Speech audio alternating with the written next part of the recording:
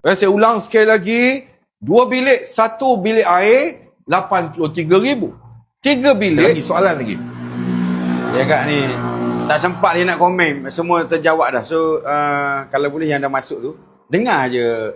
Yes. Tuan Sebab Isma. saya sebenarnya saya boleh baca isi hati Tuan Rahman. Agak Saya boleh baca.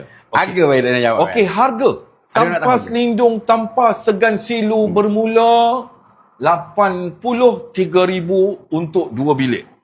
Tapi yang ini 3 bilik ada tambahan toilet. Tapi basic 3 bilik. 1 bilik air. Berapa?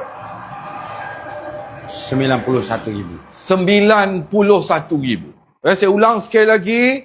2 bilik, 1 bilik air, 83,000. 3 bilik, 1 bilik air, 91,000. Kita bagi lengkap dengan wiringnya, dengan pipingnya, water tanknya, water septicnya siap.